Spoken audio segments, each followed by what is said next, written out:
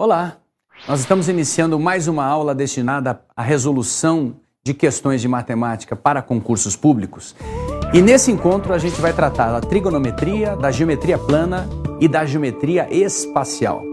Então é uma aula especial que vai tratar das formas geométricas e trigonométricas que nós temos na matemática. Vamos começar já? Questão número 1, ESAF. Um dos lados de um retângulo é 7 centímetros maior do que o outro lado.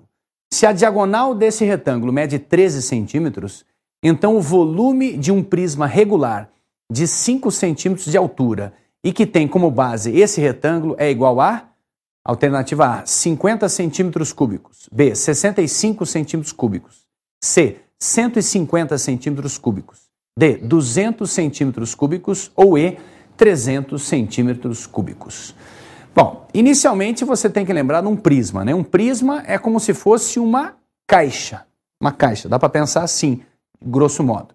A base é um retângulo e a gente tem a medida da altura, que é 5 centímetros.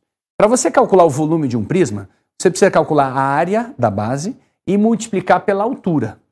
Se você multiplicar a área da base pela altura sucessivas vezes, você vai ter o volume, a medida do volume desse prisma. Então, como a base é um retângulo, como é que a gente calcula a área de um retângulo? É base vezes altura. O problema é que a gente não tem nem a base nem a altura. A gente tem a diagonal. Então, como é que a gente vai pensar para calcular as medidas do comprimento e da altura dessa base que é um retângulo? Dá uma olhadinha na figura para a gente organizar essas informações. Você pode ver na figura que a gente tem a base do prisma, a diagonal é conhecida em 13 centímetros, e uma das dimensões é 7 centímetros maior que a outra. Então, imaginando que a altura do retângulo da base é x, a gente vai ter x mais 7 aqui.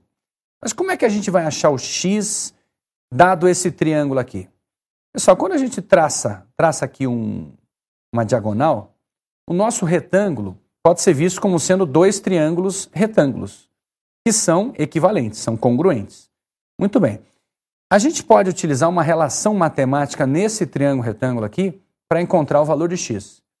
A gente não pode esquecer que em todo o triângulo retângulo, o quadrado da medida da hipotenusa é igual à soma dos quadrados das medidas dos catetos.